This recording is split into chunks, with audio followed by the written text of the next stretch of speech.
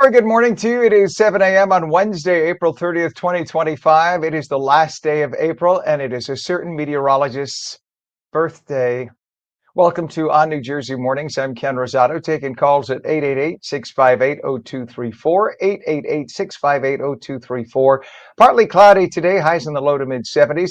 Let's head straight to the meteorologist, Mike Favetta, with a first check of the Garden State forecast. I'm very subtle, Mike.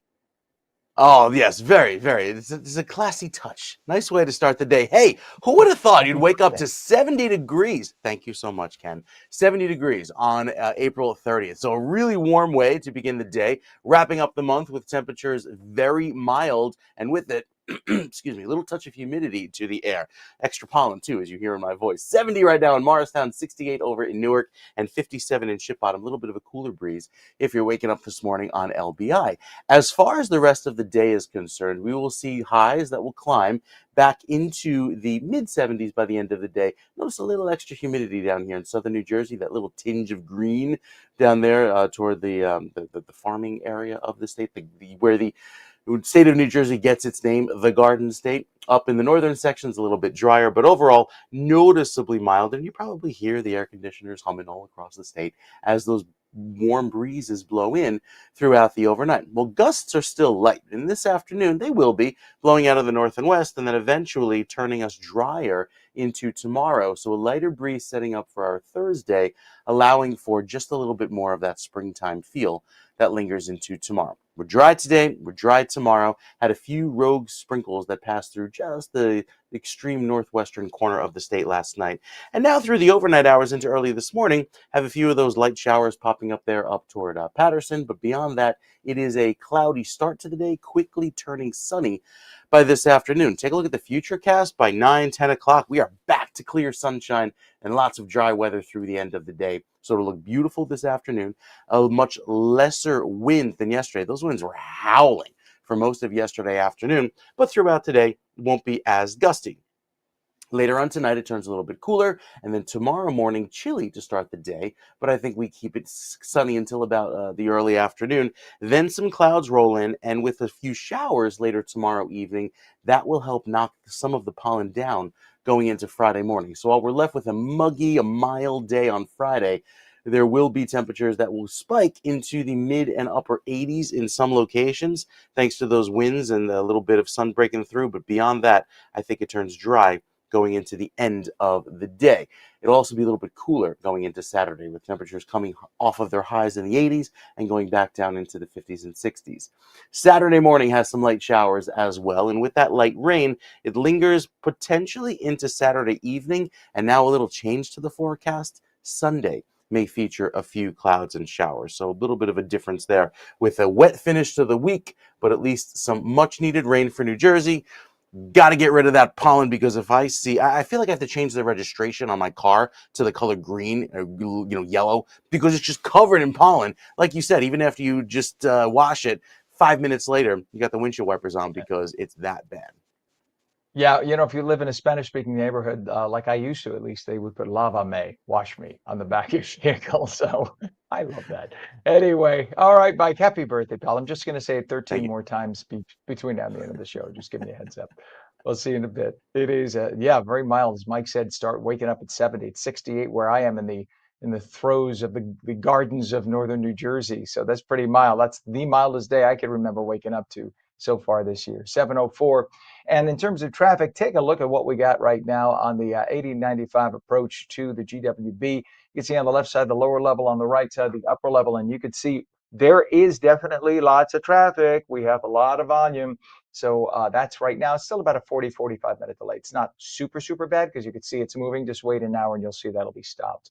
But for now, that's about a 40 to a 45-minute delay. And it doesn't stop there. We also have problems in terms of other approaches to Manhattan.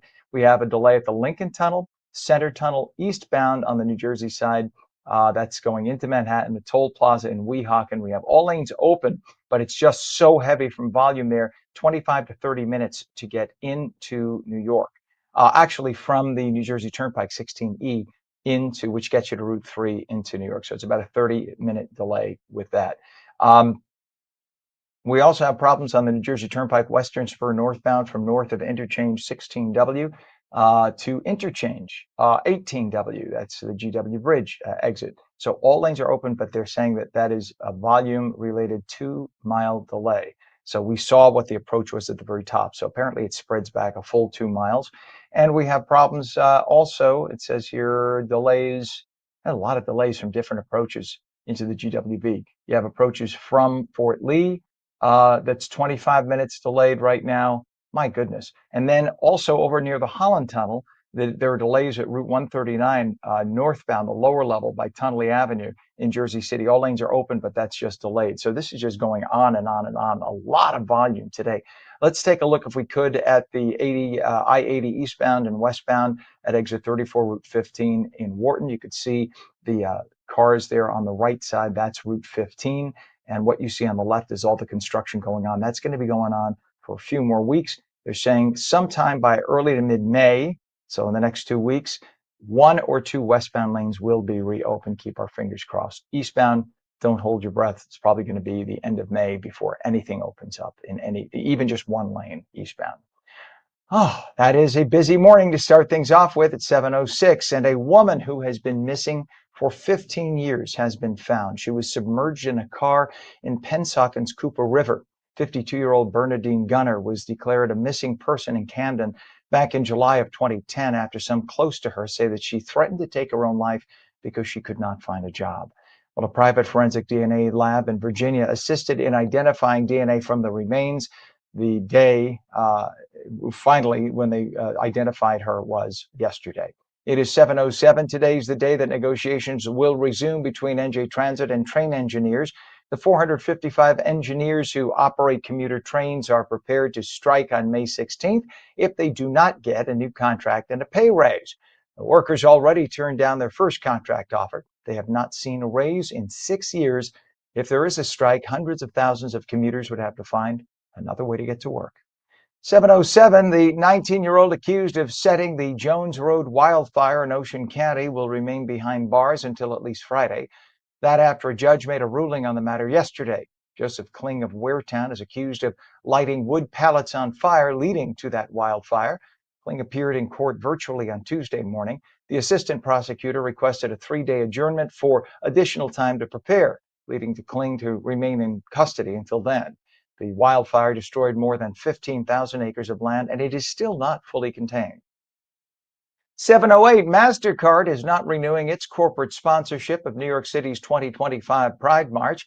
The financial services giant has supported Heritage of Pride. That's the nonprofit group that organizes the New York March and other area LGBTQ events for around a decade. The decision puts the company among a growing group of New York City Pride sponsors that are not returning this year. Others include major corporations like PepsiCo, Nissan, Citi, and consulting firm PricewaterhouseCoopers.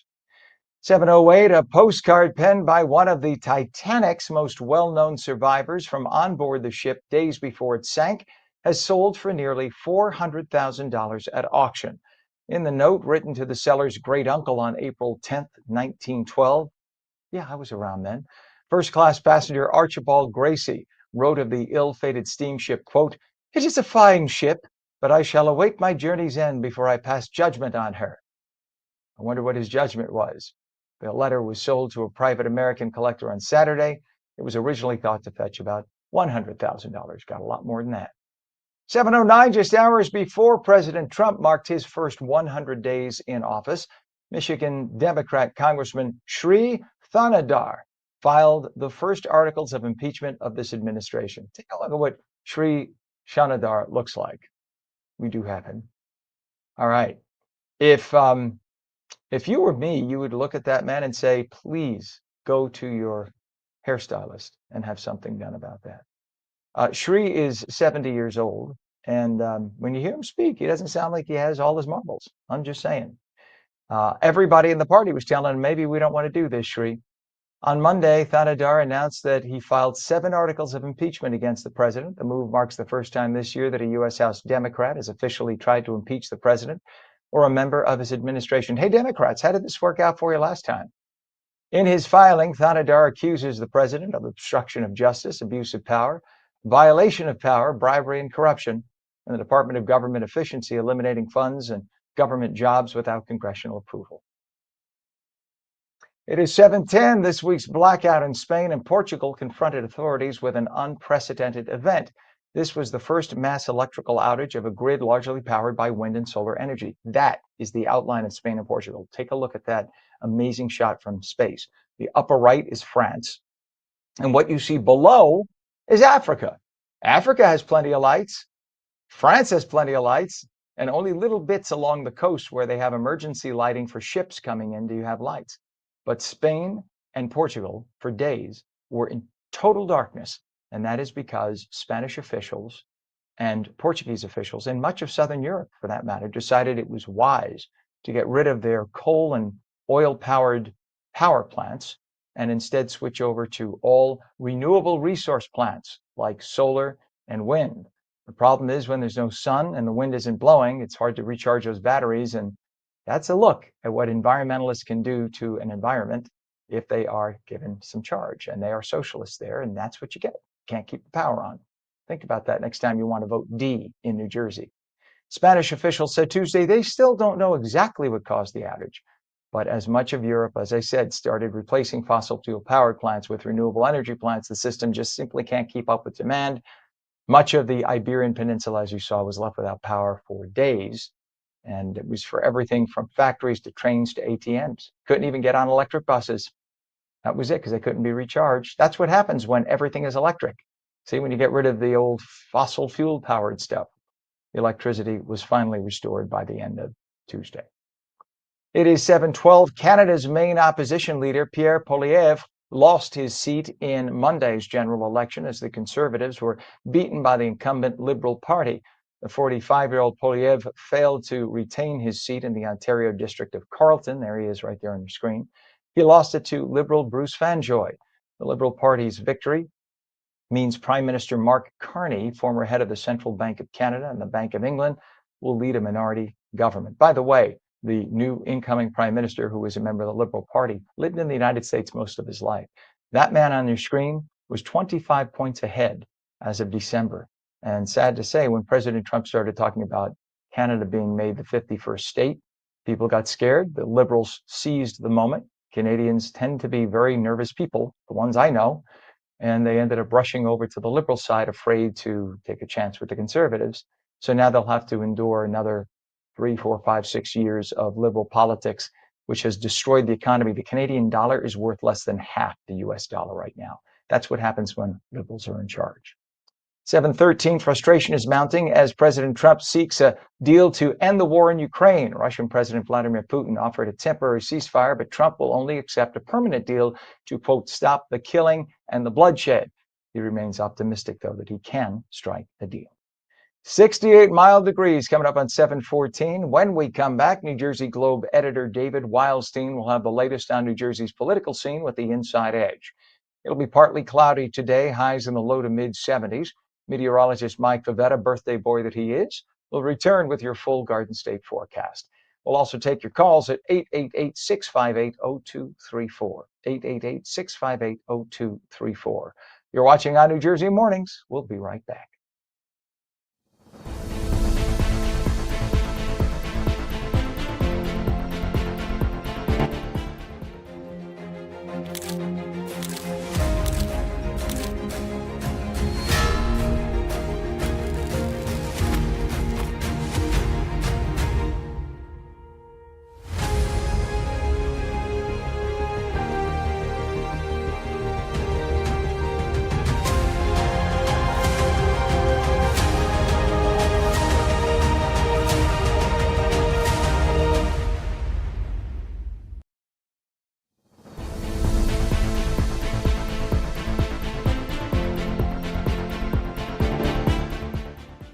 Welcome back to On New Jersey Mornings for your Wednesday. I'm Ken Rosato at 7:15. We'll take your calls at 888-658-0234. 888-658-0234. It'll be partly cloudy today, highs in the low to mid 70s. Straight to birthday boy, meteorologist Mike Favetta with the Garden State forecast. Good morning to you, Mike.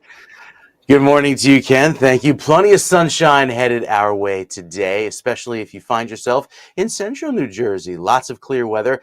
By the time we get to this afternoon, it's a bit cloudy right now, but it's those clouds last night. That's like a nice warm blanket, trapping yesterday's heat in place, which is why we're starting off our day already in the upper 60s and low 70s, climbing to 76 in Point Pleasant with a very nice mix of clouds and sun there in Toms River. 77 for you back over toward Mount Holly and Fort Dix. We're up near 80 the further south you head in New Jersey. And you can thank a little bit of a light breeze for that. You can also thank the high levels of pollen to go along with that light breeze. That pollen has been blowing around all week long. And at least we'll get some rain later tomorrow evening to help knock these pollen levels down. Going into the weekend, the grasses also remain quite moderate to high. With that sunshine today, we are back to a UV index of an 8, which will look great. That's high, very high, on the scale. We've been sitting at that high level, but now into late April, early May, the very high mark means you could burn in less than a half hour on fair unprotected skin. Here are those clouds that are moving across New Jersey as we speak. Notice the clear sky behind it. With that, some drier weather takes over today and a calmer breeze through this afternoon. So we have those gusty winds all day yesterday. That won't be the case today. A lovely dry northwest breeze that won't be as potent as those winds were yesterday, and it'll make for a very pretty start to tomorrow morning as well. By tomorrow evening, some showers and storms roll through. Some great news to help rinse off the car, rinse off the patio, and get rid of some of that stubborn pollen. But even by Friday afternoon, as temperatures break through with the sunshine in between the clouds and the humidity to warm into the upper 80s, there could be a few passing showers and storms. You saw that on the high resolution map. This one goes out a little further in time, so there aren't those little discrete thunderstorm cells because the resolution is not as fine, but you will likely see some of these embedded thunderstorms again pop up for Saturday, going into Saturday afternoon throughout the end of our day, the first half of the weekend. Sunday is a bit of a toss-up right now because there could be another round of clouds and showers that come through by Sunday afternoon. This particular model doesn't show it, but I think there's still the potential there of a little bit of wet weather by the end of the weekend. Beyond that, it is going to feel quite cooler in comparison to the 90-plus degree weather that we have on Friday with the high humidity. 70s only on Saturday, and then 67 by Sunday. And if there is a little bit more of the showery activity by Sunday, I think we could see some more wet weather by the end of the day. So a bit of a blend, Ken, going into this weekend, the first weekend in May. And your birthday on Sunday, Ken. See, I got you Mine. Well, you're older now, officially, because your birthday's today. Even though technically I'm like, what, 18 years older than you. You're older officially. So, by the way, I think my earpiece isn't working right. I thought you said 90 degrees on Friday. Yeah, Friday's going to be interesting because it'll feel like summer soupy humidity with that air you can wear weather. It's going to be ridiculous. So for a few hours in the afternoon, it'll definitely feel like July, and then it cools off again by Saturday morning. Man, at the very least, got to have Hmm. a cookout on Friday. All right, Yeah, sir. right. Thank you very, very much. Do you have any plans for your birthday, by the way? Oh, so many plans. You kidding me? It's like the birth week here over. We went to a Long Island vineyard on Sunday with the family. Kids came too. It was so much fun. And then we've got, steakhouse tonight. So, yeah, just all the fun things. I love it, man. Happy birthday. I still owe you a steak dinner from day one. You know that. So please, We'll get there. We'll whenever get there. you, I got to get this, we'll like, figure it to out. get over this cold. I feel like, Oh, between the kids interacting with each other, we just don't give each other these viruses. So, want to keep in quarantine until we're well, Ken. all right. So when you're well, let me know. We'll all do a Bet. nice steak dinner. All right. Thank you very much, Mike. It is 7:19, 68 degrees. Take a look at some of the traffic we do have in the area. This is on the Garden State Parkway right now. Mile marker 147.0, exit 145, entering the parkway. So exit 145 area is by I-280 in East Orange. That's often just a volume thing at this hour, but you can see it's at least moving. That's the good news. But we do have some more accidents that have popped up throughout the area. We have a crash now on Route 1 northbound, Dean's Lane in South Brunswick. Two left lanes are closed right now, and we have a crash investigation on 18 northbound south of Arthur Street in East Brunswick. All lanes are closed. We have delays on Route 70 eastbound by Whiting New Egypt Road in Manchester Township. Lanes are open, but there's a lot of volume through there. Let's take a look, if we could, at the 8095 approach to the GWB. Now it's getting heavy. It's barely moving. Right side is upper level, left side is lower level, and you can see that crawl. So it's about a 45 to 50-minute crossing. And we're told that delay there stretches back over 2 miles behind. So that is a big delay this morning getting into Manhattan on the GWB, both upper and lower levels. And unfortunately, 'tis the season. And we have delays also on the Garden State Parkway southbound from south of exit 149, which is Route 506 in Bloomfield, to south of exit 145, which is what we just saw a moment ago. And that is, we have all lanes open, a 3-mile delay.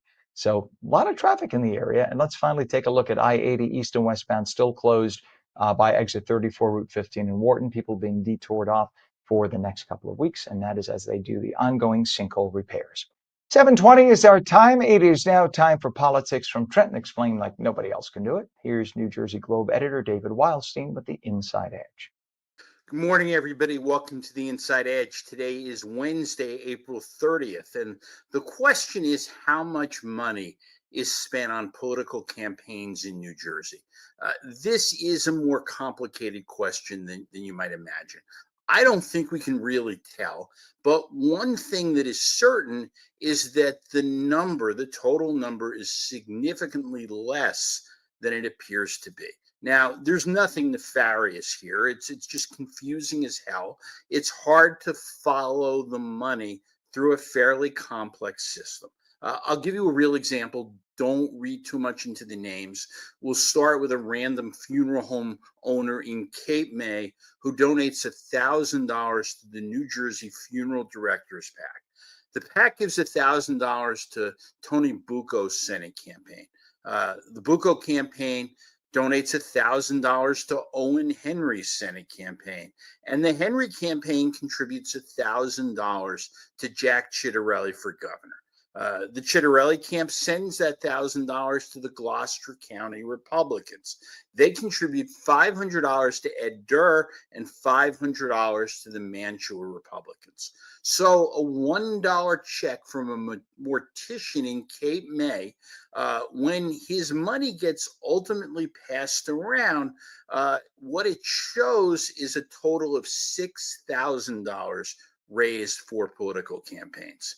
And money boomerangs all over the place. The donor gives $1 to an assemblywoman, and she writes a check for $1 to her joint campaign, the one she shares with the assemblyman from her district. That joint campaign now sends the $1 to the state party, probably to pay postage, just a check swap. And now that same dollar has been recorded 3 times. That $1 generates $3 in total contributions and $3 spent. Now this one, be prepared. It might make your head hurt a little bit. And remember, there are no contribution limits for municipal committees. So I can raise $1 million for the Walpack County Committee. Either party, doesn't matter, if they can get Teterboro to cooperate. Now this is fictional. I'm not really going to do this, but pretend I take a high-speed computer and I donate $1 to Walpack. Walpack, and by the way, that dollar, they don't have to report who they got the dollar from. Walpack contributes that $1 to Teterboro. Teterboro now sends the $1 back to Walpack, Walpack back to Teterboro, Teterboro to Walpack, and I do this 1 million times. At the end, Walpack and Teterboro have each raised $1 million, and Walpack has $1 cash on hand. So what we know is that the hard money spending in the 2023 legislative campaigns was about $55 million. But how much was actually raised before these dollars moved up and down and east to west all through New Jersey? I don't know. That is, as some people say, way above my pay grade.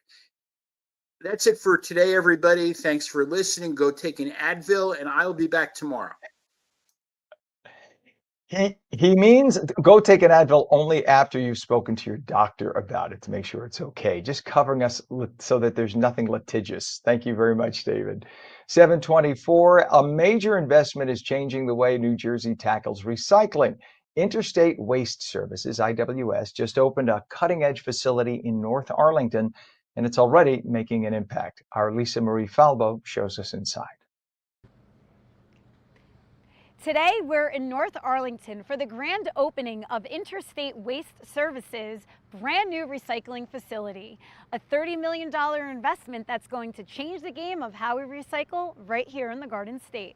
Spanning more than 100,000 square feet, the facility is built to process 215,000 tons of recyclable material a year, keeping over 1 million cubic yards of waste out of landfills, and helping New Jersey meet its long-term sustainability goals. So this facility, what it does is it provides better access, easier access, closer proximity to facilities where the materials can go. The longer the distance, the harder it is to access the facilities, the greater chance that they don't go to a recovery facility and they go to an unintended consequence like a landfill. So this facility will ensure that recycled content that's put out in the stream in the waste product from the residents actually goes and gets recovered.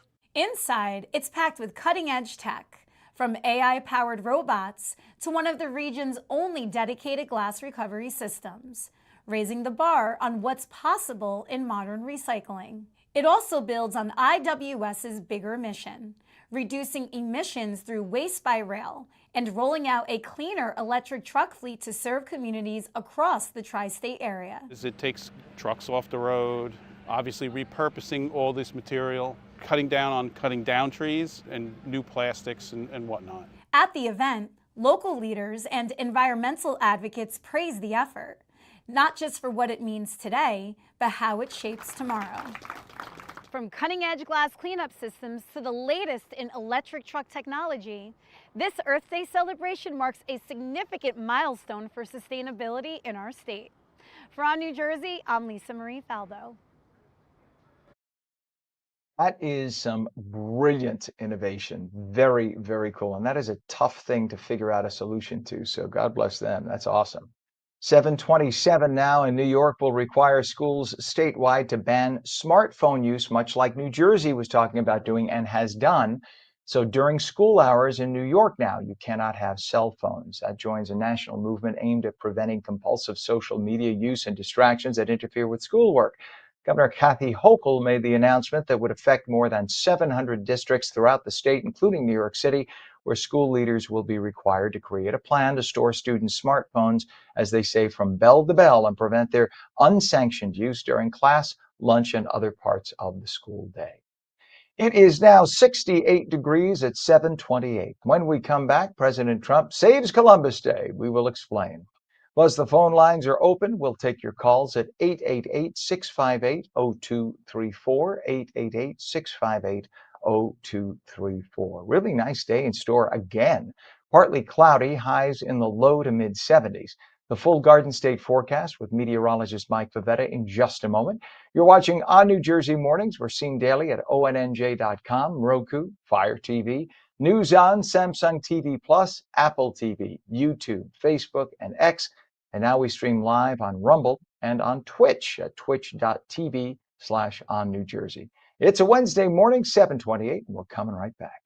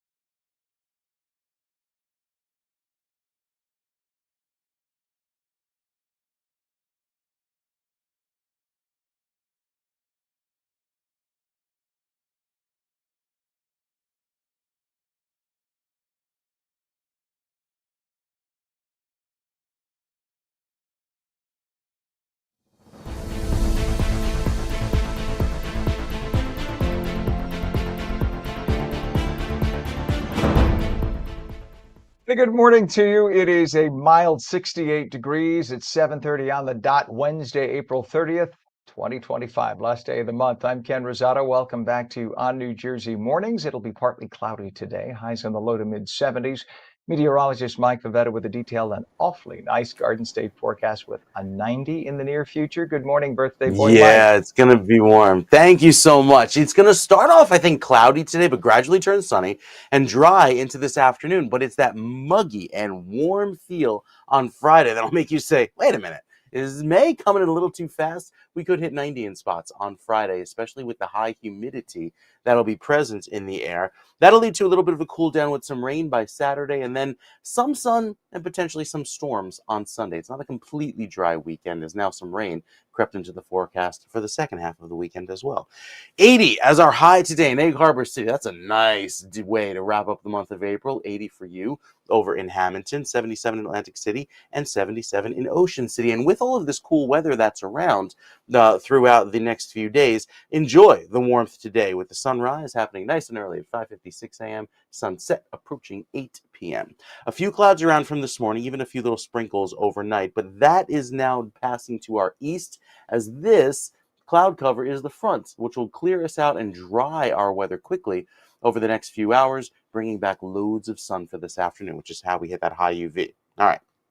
It's pretty obvious here which day it rains this weekend. Saturday has the best chance of seeing some showers on and off throughout the day. It's a pretty wet and soggy day. I think some of those storms on Friday could happen later on in the evening, isolated in nature. Not everybody sees the rain. And then a little bit of rain potentially in the forecast for Sunday. And the reason for this is the system that was supposed to move on is now going to get stuck over New Jersey by the end of the weekend, preventing us from seeing that beautiful, clear, sunny weather that we had originally forecast. Here it is with the future cache. Play it out for you with the front passing through this morning. We're nice and dry this afternoon. Lots of sunshine by midday. It'll look beautiful through the end of the day, especially beginning this afternoon. Then we have a little bit of a southwesterly wind takeover for tomorrow. That brings in all of that very warm air with the warm front by tomorrow evening into early Friday afternoon.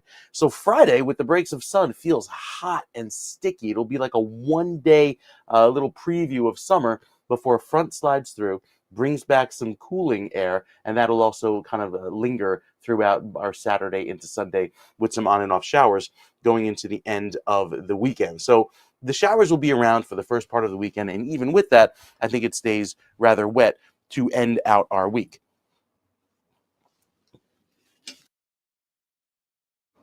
Excuse me. So with all of the clear sky that's forecast through the end of the week, still trying to get over allergies. I'm okay here. Still trying to get done with the allergies. Our forecast brings back plenty of clear sky throughout our Thursday. And then I think by the end of the day tomorrow, with those showers that come in, Friday is looking a bit gray, but look at that, 85 as an average high for the state. There will certainly be a few places, depending on how much sun reaches the weather stations, that could make it up to 90. By Saturday, we see a cooling trend with temperatures falling and the rain as well. Rain will be around for most of the day. It'll be sort of a muggy feel. Sunday could have some showers in there as well. And yeah, even Monday and Tuesday might have some lingering rain in the forecast, as now that's kind of transitioning from that bright sunny forecast we had earlier in the week. Also for the shore points, cooling down a bit as well for throughout Saturday. We're back to the clear sky on Sunday afternoon, and then Monday and Tuesday running it dry down by the beaches. So an impressively, spring-like feel. We need some rain in here. Unfortunately, it times out to come in just in time for the weekend and on Ken's birthday. But Ken, I think on Sunday we can squeeze out a little bit more sun for you. I appreciate that, and I'm glad that we got some nice sun for you because you work very hard between being a meteorologist, a husband, a daddy. You are a hard work. Oh, even a dog daddy. You're a hard-working, That too, right? man. So we appreciate all you do, Mike. Thank you so much, sir. And it is definitely, I can't wait till that 90 on Friday. It's going to be cool. All right, 7:34 is our time. It's 68 degrees. We do have a lot of roadway issues right now. Let's take a look if we could. This is mile marker, Garden State Parkway, mile marker 150.6 by the Essex Toll Plaza, just south of it. Look at the quantity of vehicles there at this hour. It is crazy, and we're heavy in both directions. I'm looking at the traffic screens that are provided by the New Jersey DOT, and usually you have a bunch of accidents. Right now, there are only 3 accidents listed. Everything else is volume delays. So people are out and about today like crazy. That is really slow going into and out of the tolls, and that's in both directions, in and out of the Essex tolls. We have a crash on 1 and 9 southbound by Wood Avenue in Linden. Left shoulder is closed, and a crash investigation. Route 18 northbound south of Arthur Street, East Brunswick. All lanes are closed there. Crash on US 1 northbound south of Dean's Lane in South Brunswick. Two of the three lanes are closed right now. Two left lanes, only one lane passing. And we have delays on the Jersey Turnpike, I-95 local and express roadways northbound from exit 71 to Route 4 Broad Avenue, Leonia, to the GW Bridge lower level in Fort Lee with a 2-mile delay. Let's take a look at what this looks like now. This is not that approach, but the 80-95 approach, still a mess. So they are all linked. Usually when one approach is stopped or fully congested, all the others start to follow suit because people hear it. They take the alternates fill up. So that's the 80-95 approach. Left side, you have the lower level, right side, upper level. That's about a 45 minute crossing time right now at this hour. And then we have, of course, the ongoing roadwork construction for sinkhole repair, I-80 east and west, exit 34, Route 15 in Wharton. This will be going on at least another week and a half on the westbound side when you have 1 to 2 lanes that will open. On the eastbound side, it's going to be going on for 3 to 4 more weeks before you have anything opening up. You could see the construction zone right there. All the contractor vehicles on the left side of your screen, and Route 15 on the right side of your screen. Just a mess this has been as they try to repair those sinkholes. 7:36, and the legacy of explorer Christopher Columbus in the last couple of decades has been fraught with controversy. President Trump has now stepped into the fray as more cities and states eliminate Columbus Day from their calendars or combine it with Indigenous Peoples Day. Indigenous peoples deserve lots of holidays because of everything they've been through and all they've done to build this country. So this is not about being disrespectful to them. It's about being disrespectful to Italian Americans. The president says he is going to bring the explorer back from the ashes to greatness. To talk about this latest move, we welcome ONNJ Mornings, the president of the Italian American One Voice Coalition, a friend of this program and a friend of mine. Good to have you on, ONNJ. Good morning. Good to see you, Ken, especially with this good news. Yeah, it is good news. And you know what? I saw a very obnoxious U.S. World News and World Report story that was mocking, like, oh, he's bringing Columbus Day out of the ashes, even though it never went anywhere. It's like as if they have their heads in the sand and they're living on some other planet and they haven't noticed that Columbus Day has been chiseled away for the last 30, 40 years, little by little till it disappears. It's disappeared in a lot of communities around the country already. Yeah, no, we've been battling this. You know, it's 11 states and dozens of cities, towns, and school districts that have eliminated the holiday. So we needed something like this with such a clear, concise, and definitive statement from the president to say that Columbus Day is going to be preserved. ONNJ, is there a defining time when Columbus Day started getting the bad rap? Was it like the 1970s when they started to push it? Yeah, it really started back in that time. But really when it really took off tremendously was after the book that came out by Howard Zinn, where he was a self-declared anarchist and Marxist and wanted to destroy our country. And he did that by writing a history book that was full of falsehoods, not only about Columbus, but also of our founding fathers, to try to denigrate this country. And it's really since then, people have been brainwashed with this stuff about Columbus and the founding fathers. It's just not true. And ironically, the country where Columbus landed, which would be in the Dominican Republic, right? That country honors him. You go down there for Columbus Day, you think it's the 4th of July here. It is, because I've been there for Columbus Day. It is a huge celebration. They're the people who Zinn in the book says they were treated like slaves. They were enslaved. They were beaten. They were raped. They were given infection. I mean, were there incidents where people died of infection that maybe their bodies weren't used to? Yes, but it didn't wipe out the whole island because clearly the people there today are descendants of those people. So it didn't kill everybody. And then, of course, there's evidence now by exhuming some of the bodies of people who predated Columbus's arrival. They died of some of the same diseases that they accused the Europeans of bringing. So there's a good chance that because there was shipping that happened, we think Columbus discovered it. It's a good chance other ships may have landed there before, just didn't realize where they were and go back to Europe and say, hey, guess what? We found a rock in the middle of the sea. So there's a good chance that those diseases were there prior. It's just that it didn't fit the narrative. What do you make of President Trump's declaration with regard to Columbus? Do you think that this will have weight, or do you think a lot of states are just going to ignore it? Well, we think it's going to help us a lot in our battle. At the Italian American One Voice Coalition, we work around the country fighting this. We've gotten back in the Rockaway schools, which I discussed with you on another program, and in other locations in New Jersey and St. Louis and other places. So now having this real clear statement from the president is important. But also, Ken, you got to realize that there were Senate and House bills that were introduced to eliminate the federal holiday. So we're sure Right. now that at least for 4 years, if those bills make it to the president's desk, he's going to veto them.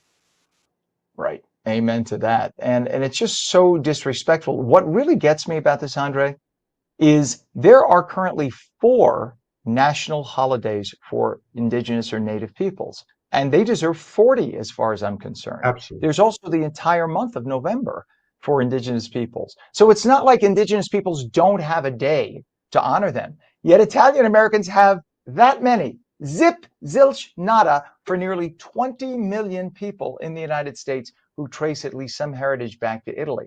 That is the disrespect. If all these people are so for getting rid of Columbus Day, how about they recommend a new day and say, I'll tell you what, we'll make it Italian American Heritage Day on this date. They haven't even done that. It's just about tearing down statues and eliminating Columbus from the curriculum. When, listen, was Columbus a flawless man? No. But as I pointed out, I talked about this yesterday on the program, Andre. I'm a gay man. I don't make a secret about it. We know that Martin Luther King was a Baptist minister. In the Baptist church to this day, you can't be gay. You're not allowed to be gay. You can't have gay marriage. So that means that Martin Luther King would have been anti-me. Should I go demanding that MLK Jr. boulevards be pulled down all over the country and that his face be chiseled off the mountain near Mount Rushmore and that he not be honored in school? Of course not, because he, like us, were imperfect human beings. And at the time, the state of belief in America was that being gay was an anomaly and it was not normal. That's what America believed. I am not horrified by that. It's part of the reality of life. Grow up, put your big boy pants on. And the reality was Europeans used the term salvatus which means saved. So when you see that Columbus may have used the word savages, that did not mean like we translate it as animals. Savage meant somebody who they baptized. That's what it meant. It was a religious term. So the fact is, these ignorant people and people like Zen don't know or don't care to know because it doesn't fit the narrative because he was a communist. And then people are taught in school, Columbus bad, indigenous people good. We agree, indigenous people are good, but stop bashing Columbus. No, absolutely. In fact, we actually have an indigenous person himself who traces his lineage back to the Taino tribe that has written 4 books defending Columbus. His name is Rafael Ortiz. And just like you said about the Dominican Republic, he's from Puerto Rico, and there they celebrate Columbus. He's actually his name is in their national anthem. And, we've made an alliance with the Native American Guardians Association because they're fighting the cancel culture, taking away names like the Redskins and the Chiefs and so forth. So we're supporting them in fighting cancel culture, and they support us in preserving Columbus Day. And like you said, let's celebrate the indigenous people right along with them. We should strive for unity and not this division by trying to take away one holiday for another. 100%. And it's very rare that you see indigenous people trying to tear down Columbus. They just want to get along. The ones when I lived in South Florida, Andre, the Seminole tribe of Florida was huge. They controlled the whole middle part of the state. And Florida has had probably one of the best symbiotic relationships with Native Americans of any state that I've seen. Partially, it's a lot of this. The Seminole tribe was allowed to, as we would say in Italian, scarol. The Seminole tribe was allowed to have gambling on their land. And, the state and the federal government said, it's your land. You do what you want. And guess what? You've heard of Hard Rock, right? So the Hard Rock of England. Well, the Seminoles co-owned the Hard Rock Casino and Hotel in Hollywood, Florida. That's on their land. And they did so well with it and made so much money. They bought the whole Hard Rock Corporation. They're one of the wealthiest tribes on the planet. So they're quite happy with the way things are going. And you know what? They deserve it. They were here first before us. God bless them. I hope they're trillionaires. But you're right. The symbiotic relationship is what has to be. Instead of saying, you can't have a day, we need a day, let's all have a day. Let's celebrate together. That's right, Ken, and that's what we're looking for. We're looking for that unity, and we're so happy now that President Trump has come out definitively with this statement. We hope that it's going to help us in our battles across the country, and we're going to continue to strive to do what's right for Italian American heritage and culture. But I have to say, Columbus Day is not just for Italians, although we've really taken it, but really for all Americans, because it was really Columbus that united the world, that brought the world together and brought Western culture here. So not only is it for Italian Americans, but it's actually for all Americans. And so that people realize there's evidence that Columbus I think his family, or he married a woman who was Portuguese. His children were named Portuguese names. He lived in Spain a chunk of his life. That's why the king and queen of Spain, Isabella and Ferdinand, financed his journey. And there's a good chance, even though there's evidence that he was Catholic, there's a good chance that he was of Jewish roots. So that he is very multicultural. Christopher Columbus was, he wasn't like off the boat from Genoa, like a lot of people think.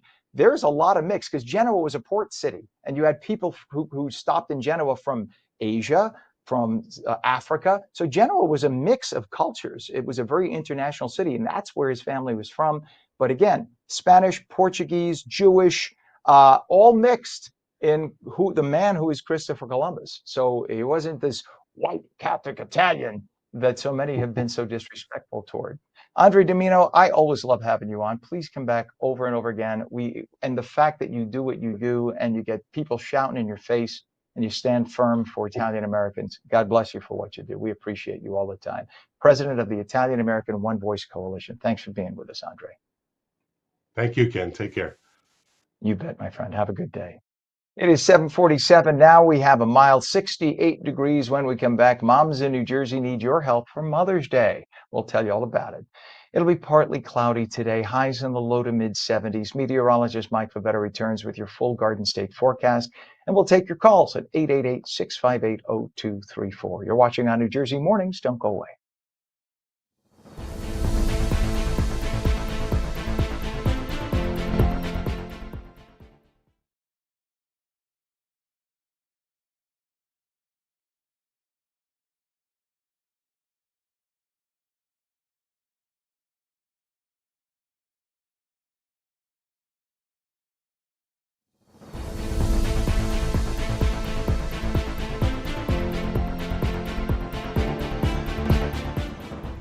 Welcome back to On New Jersey Mornings. I'm Ken Rosato at 7:47. We'll take your calls at 888-658-0234, 888-658-0234. It'll be partly cloudy today, highs in the low to mid 70s. Straight to meteorologist Mike Favetta with the Garden State forecast. Good morning, Mike. Hey, Ken, good morning to you. A beautiful day shaping up, even though it's a little cloudy and muggy right now. It's with temperatures already in the upper 60s and low 70s, and that's where we wind up this afternoon with mostly sunny skies up in Sussex toward Newton and even on the green in Morristown. 72 is your high. With a drier wind and not as gusty of a wind from the north, it'll keep things nice and warm today toward Newark and Jersey City, as opposed to those very gusty southerly winds that were around for most of the day yesterday. So with the dry weather remaining today, the severe drought continues in northern New Jersey and southern New Jersey, with the little bit of a rainfall deficit over the last month. I think we'll see quite a bit of rainfall going forward into tomorrow night, and especially Friday and Saturday and Sunday. So we get several days here, probably enough to quell and quench that rainfall deficit there up in the northern part of the state. With the weather looking mild through the next 2 weeks, this is our 2-week temperature outlook. Look at how warm it gets with that big patch of red there in the Midwest. Our forecast will stay slightly above average as well into the middle of May, and even the first week of May has the dry weather prevailing for most of the Northeast. So even though there's a little bit of wet weather headed our way for this weekend, beyond that, it looks quite nice. 7-day forecast. Plenty of sunshine around going into this afternoon. Lots of clear sky tomorrow. Cooler at 68. Then we jump into the upper 80s, probably near 90 in spots, with high humidity for Friday. It'll be like a taste of June or July for the first few days of May.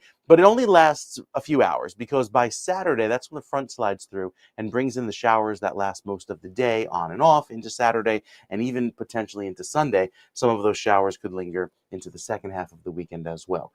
Monday should clear out, and then Tuesday brings back another threat of a shower, but overall it'll look a little more like spring and feel more like May with highs in the low 70s by then. Short points look great today and tomorrow as well. More of a sea breeze developing tomorrow. That's why you drop to 65. Friday, I think you're sunny for most of the day. The rain chance is really northern New Jersey with that threat of a storm or shower, but you find some cooler relief there by the water with the afternoon sea breeze, at least to beat the heat that'll be taking over the rest of the state. Saturday is wet no matter where you go in New Jersey. We'll see those on and off showers throughout the day with mostly cloudy skies. Sunday turns drier for the shore, and even Monday and Tuesday look brighter and better as well with highs in the upper 60s. So an improvement going into next weekend after a little bit of wet weather ahead for Friday and Saturday. All right. We need those showers because we're still in a do, little yeah. deficit, right? So we definitely want that water. Very good. I'm even happy to give up my birthday on Sunday in order to get some showers to fill the coffers. Thank you very much, birthday boy Mike. We'll check back with you in a little bit. It is 68 degrees and we have a lot of traffic today. Let's go straight to the Garden State Parkway camera. This is mile marker 150.66 south of the Essex Toll Plaza. If you look at the top of your screen there, that's going into the plaza, and you can see how delayed it is now. It's really slowing down. This is this is in the area of Bloomfield, Clifton, not in that whole area, Nutley, and you can see that the traffic has just built up a lot. This is just an indicator of where things are in the region. We also have a disabled vehicle, 295 southbound by exit 31, Woodcrest Station in Haddonfield. The ramp lane is closed. We have a crash on 1 and 9 southbound, Wood Avenue in Linden with the left shoulder closed. Crash investigation on 18 northbound south of Arthur Street in East Brunswick with all lanes closed. Let's take a look at our 8095 approach to the GWB if we could. This is really slow. They're saying 40 to 45 minutes. That looks more like 50 to 55, only from my own personal experience. And there's a delay 2.5 miles leading to that point. Left side is lower level, right side is upper level. And so you have a lot of delays getting into Manhattan. Also problems on the Lincoln Tunnel and into the Holland. The Holland now has a 25 to 30 minute cross time, all due to volume, no accidents. Lincoln is 30 to 40 minute cross time, depending on which tube you're using. Again, all volume, and then you have that volume on the GWB. So it is a very slow go into Manhattan today. As we were saying, our director Pam and I were just saying a few minutes ago, so much for congestion pricing, eliminating all of that. I think they're just making a lot of money right now on us, and we don't have an eliminated situation with traffic. And we still have the ongoing issues on I-80 east and westbound by exit 34, Route 15 in Wharton. For whatever reason, there, Route 15 on the right side is suddenly lightened up. Don't know what that's about. Maybe there's a traffic light or something before that stopped everybody, because a minute ago that was bumper to bumper. And you see the ongoing construction that will be going on for at least until at least the end of June, beginning of July, when at that point, everything will be reopened. The first westbound 1 or 2 lanes expected to be reopened in about 2 weeks. Right now, it is 7:53, and with Mother's Day just around the corner, many families are preparing to celebrate.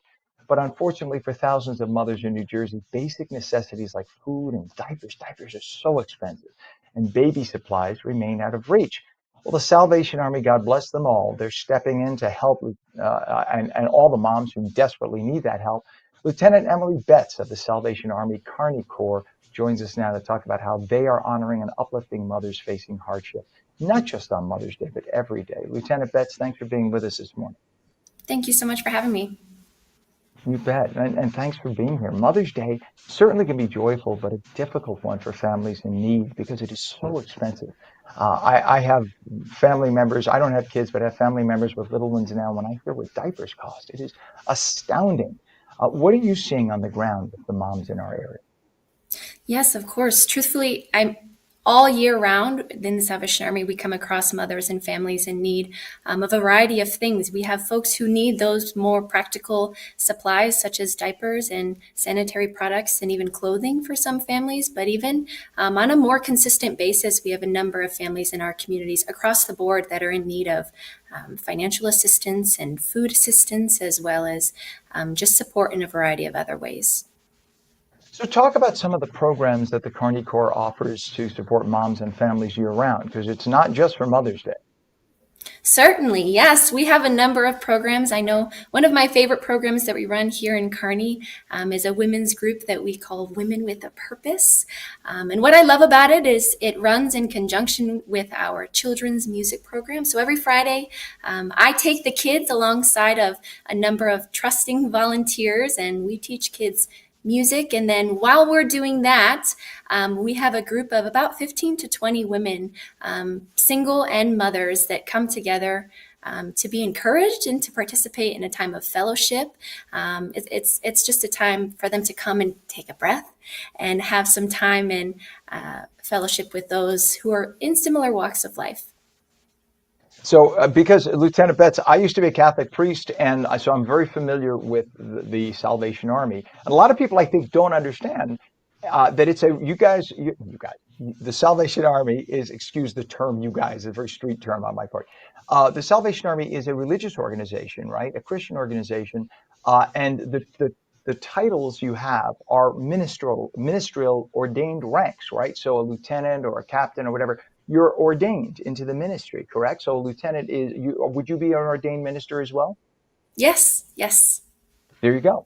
So that's why you have such a compassion and a conviction and a love, and you're there giving yourself in such a way that it's not just a charity.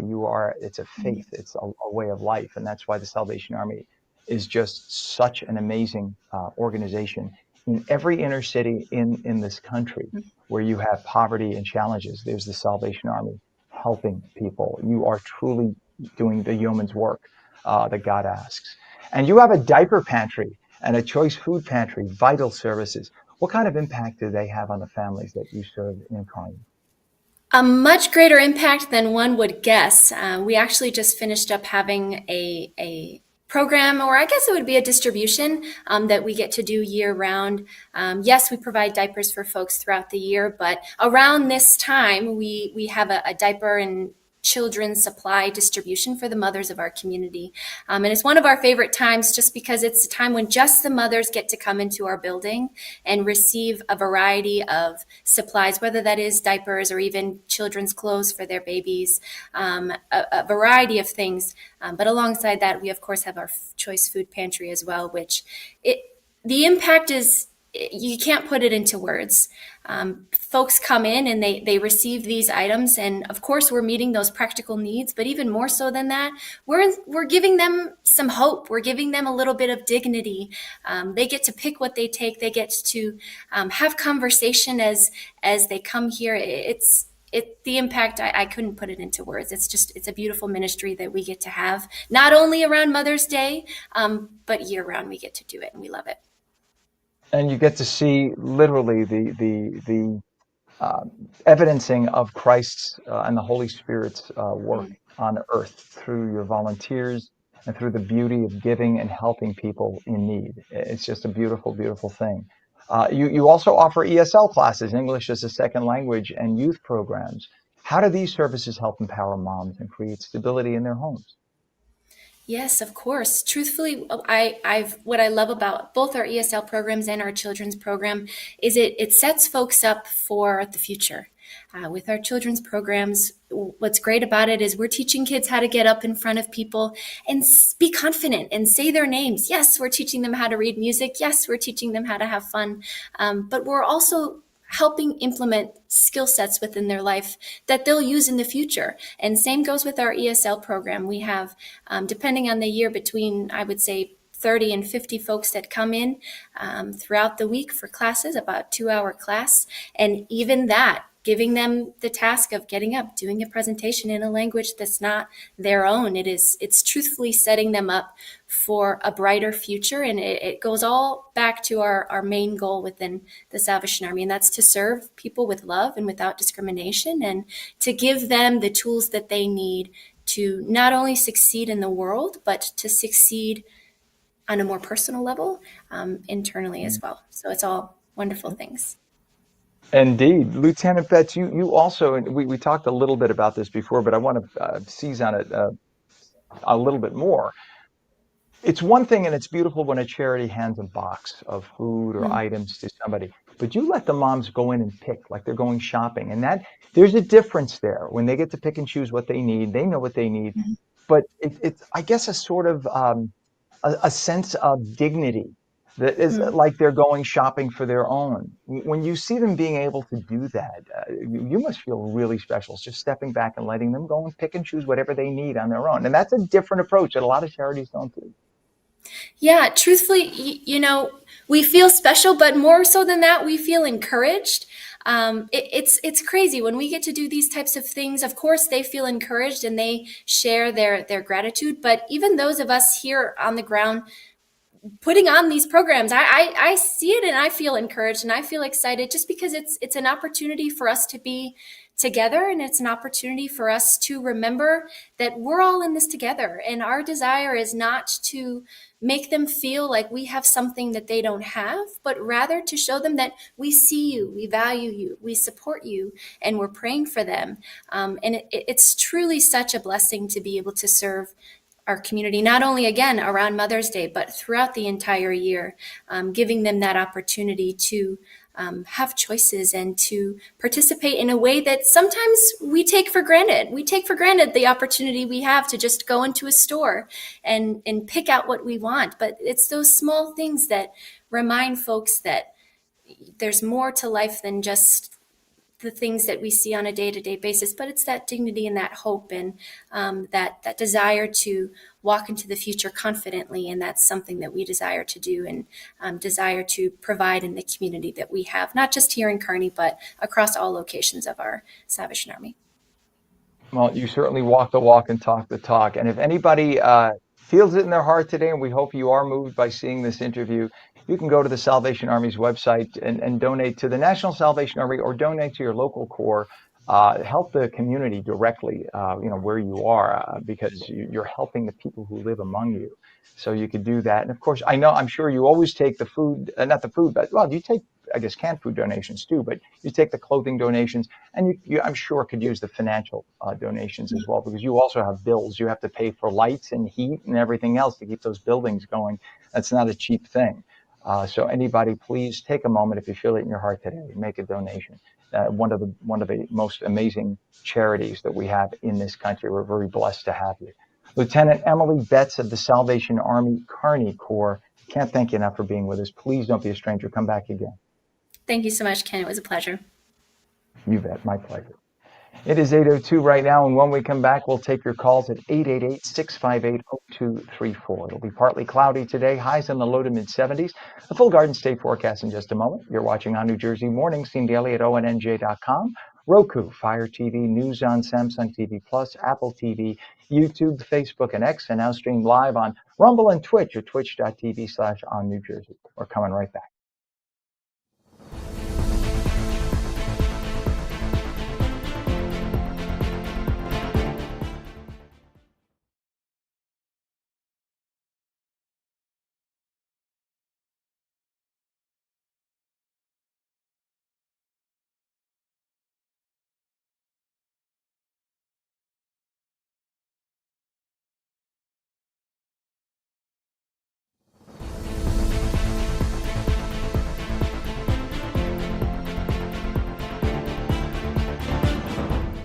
Good morning to you. It is 8:03 on Wednesday, April 30th. I'm Ken Rosato. Welcome back to On New Jersey Mornings, and we'll take your calls at 888-658-0234. Partly cloudy today, highs in the low to mid-70s.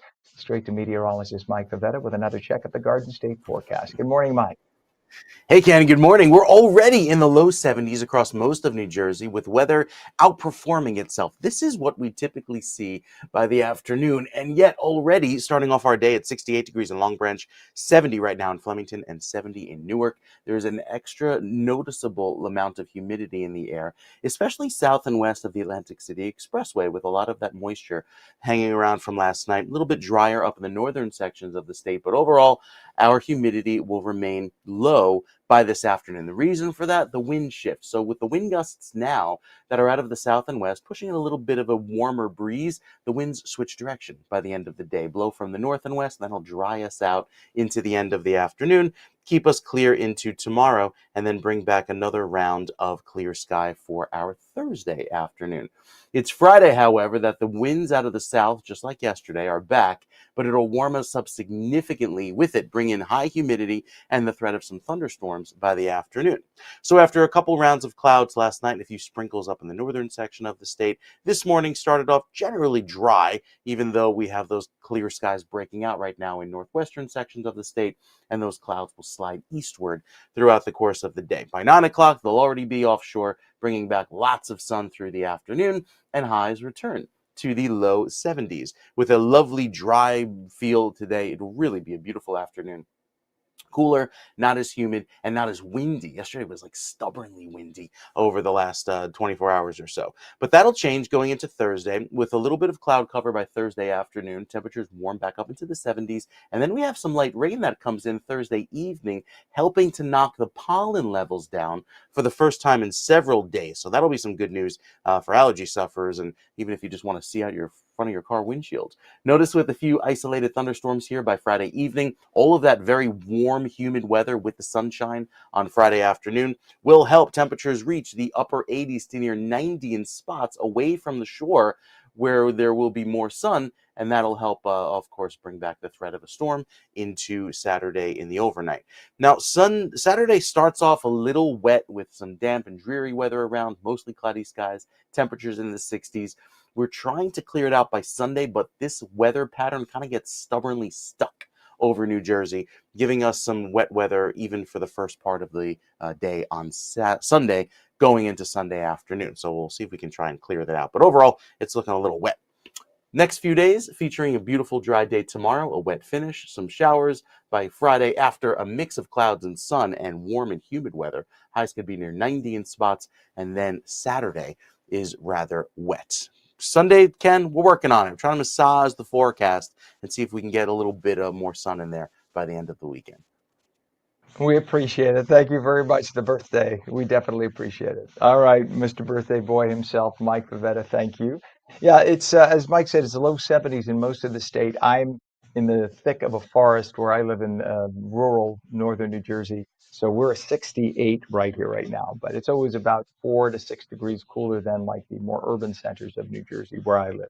So it is what it is. We do have a lot of traffic to tell you about right now. Let's take a look at this is interchange 14, mile marker 103.4 on the New Jersey Turnpike south of interchange 14, actually. So this would be near Newark Airport. And you can see all that heavy traffic there. Well, a lot of it, if you look at the lower right of your screen, Pam, our director, pointed that out to me. She said, look at the red sign, the orange signs, Ken. She's right. Orange signs, if you have superhuman eyes, they say road work ahead. And if you have superhuman eyes, you'll see there are flashing signs all the way up at the top of the screen, really tiny. So there is some road work going on there. Unfortunately, that's a problem for those trying to get to Newark Airport right now, because that's causing some delays for them. We have other roadway issues to talk about. A crash investigation on 18 northbound south of Arthur Street in East Brunswick. All lanes are closed. Crash investigation, Route 9 northbound Washington Avenue in Beechwood. All lanes closed there. We have delays on Route 9 northbound from north of Mill Creek Road in Berkeley Township to north of Washington Avenue in Beechwood. The lanes are open, but some delays there. We have some big delays at the Holland Tunnel, specifically the South Tunnel eastbound.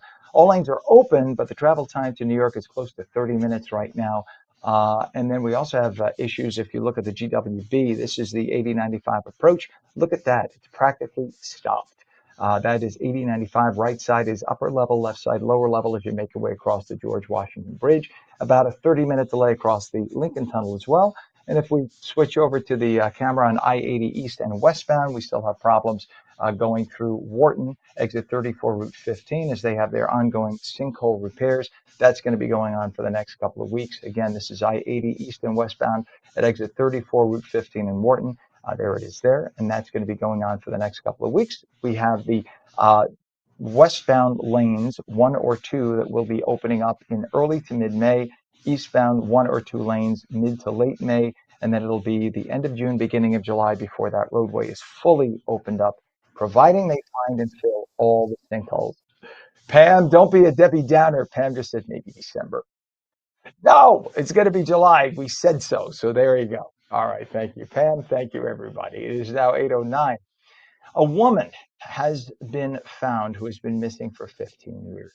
Sad, but at the same time, relief for her family. This woman was submerged in a car in Pensaccon's Cooper River. 52-year-old Bernadine Gunner's body was found just this week. She was declared missing back in Camden in July of 2010. And some close to her say that she had threatened to take her own life because she couldn't find a job back then. This is again in the year 2010. Well, a private forensic DNA lab in Virginia assisted in identifying the DNA from the remains when they found this vehicle with the body in it submerged in Pensacola. Today's the day that they will confirm that, and the remains will go back to the family. It is 8:10, and negotiations will resume between New Jersey Transit and train engineers. The 455 engineers who operate commuter trains are prepared to strike on May 16th if they do not get a new contract and pay raise. The workers already turned down their first contract offer. They have not seen a raise in 6 years. If there is a strike, hundreds of thousands of commuters would have to find a ride to work. 8:10, the 19-year-old accused of setting the Jones Road wildfire in Ocean County will remain behind bars until at least Friday. That after a judge made a ruling on the matter yesterday. Joseph Kling of Weirtown is accused of lighting wood pallets on fire, leading to the wildfire. Kling appeared in court virtually on Tuesday morning. 8:11, the assistant prosecutor requested a 3-day adjournment for additional time to prepare, leading to Kling, by the way, to remain in custody until that point. The wildfire destroyed more than 15,000 acres of land, still not fully contained as of this morning. MasterCard is not renewing its corporate sponsorship. New York City's 2025 Pride March will not have them this year. The financial services giant has supported Heritage of Pride, the nonprofit group which organizes the New York March and other area LGBTQ events for about a decade. The decision puts the company among a growing group of New York City Pride sponsors that are not returning this year, including PepsiCo, Nissan, Citi, and consulting firm PricewaterhouseCoopers. It seems like they are going away from the woke. It is 8:11, a postcard penned by one of the Titanic's most well-known survivors from on board the ship days before it sank has sold for nearly $400,000 at auction. In the note, written to the seller's great-uncle April 10th of 1912, first-class passenger Archibald Gracie wrote of the ill-fated steamship, quote, "'Tis a fine ship, but I shall await journey's end before I pass judgment on her." I'm assuming he spoke like that. So I wonder if he did pass judgment on the fate-filled night when the ship went down. The letter was sold to a private American collector on Saturday. It was originally thought to fetch about $100,000, but again, it got $400,000. 8:12 is our time, just hours before President Trump marked his first 100 days in office. Michigan Democrat Congressman Sri Thanadar filed the first articles of impeachment of the administration this administration, I should say, the second time around for Trump. On Monday, there he is on your screen. Yes, he says that's his real hair. Something tells me I'd be willing to bet a few paychecks otherwise. On Monday, Thanadar announced that he filed 7 articles of impeachment against the president. The move marks the first time this year that a U.S. House Democrat has officially tried to impeach the president or a member of his administration. By the way, this is his first time running for Congress. He just won in Michigan. And something tells me it might be his last. Look at what happens when people file articles of impeachment against President Trump. They tend to lose, and they never come back into office. In the filing, by the way, Thanadar accuses the president of obstruction of justice, abuse of power, violation of power, bribery of corruption, and the Department of Government Efficiency, eliminating funds in government jobs without congressional approval, or as we like to say, blah, blah, blah, blah, blah. Good luck with your impeachment proceedings, sir, when you are in the minority in the House of Representatives. It is 8:13. This week's blackout in Spain and Portugal confronted authorities with an unprecedented event, the first mass electrical outage on a grid largely powered by wind and solar energy. Look at this from space. You can see that I'm pointing in the wrong direction. There you go, right there. So you can see from space, the satellites at night, the outline of Spain and Portugal. To the northeast, if you will, of that screen, you see France all lit up, and down below, you see Africa all lit up, but Spain and Portugal in the dark. And much of Southern Europe was almost also in the dark. Why? Well, the greenies, all the environmentalists in Europe decided to go away from traditional energy sources like fossil fuels, coal and oil burning plants, and they decided to switch over to wind plants and solar plants. Well, at night or during cloudy days, there's no solar to charge the batteries up for everyone to use. And when the wind isn't blowing, you don't get wind energy. So that is what you get, darkness. So if you like to be an environmentalist and you like to be a liberal in the United States and you want to get rid of fossil fuels, get ready to live in the dark. They were in the dark for 3-4 days in massive modern European countries. That's what you get. Spanish officials say officially they don't know what caused the outage, but it appears that it is what I mentioned because they switched over to renewable energy plants. The system couldn't meet up with demand. Much of the Iberian Peninsula left without power for days and disrupted everything from factories and trains to ATMs. The electricity was restored finally by Tuesday evening.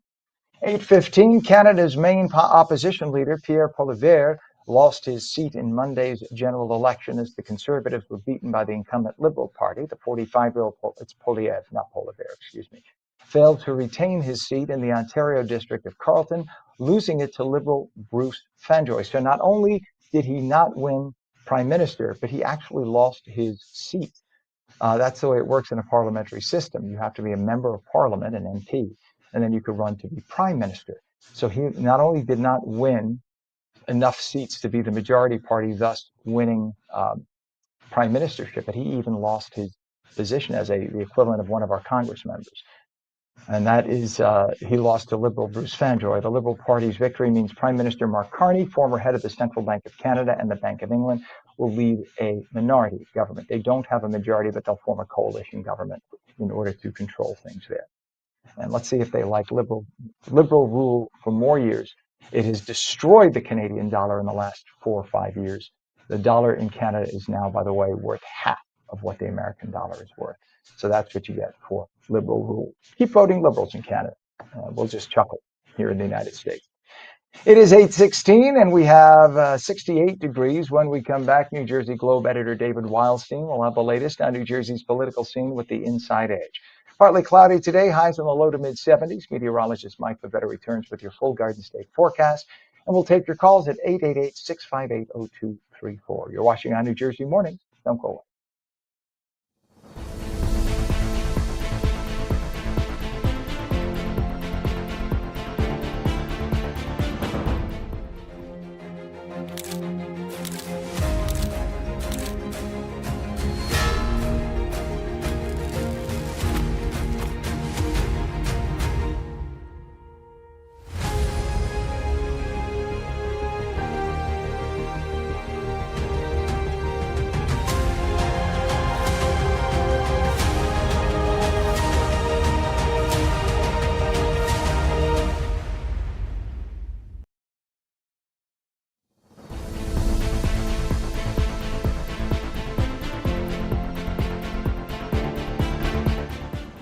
And welcome back to On New Jersey Mornings. I'm Ken Rosato at 8:17, taking your calls at 888-658-0234.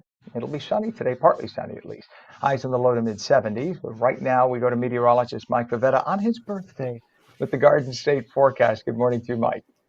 Thanks, Ken, and very good morning to you. Yeah, some clouds around this morning, but highs will climb back into the upper 70s and even low 80s in parts of central and southern New Jersey. So a pretty way to begin our day, even though it's a little cloudy right now. The sun is quickly following into later this morning and early afternoon. 77 in Fort Dix and down toward the shore points, over in Point Pleasant and Toms River.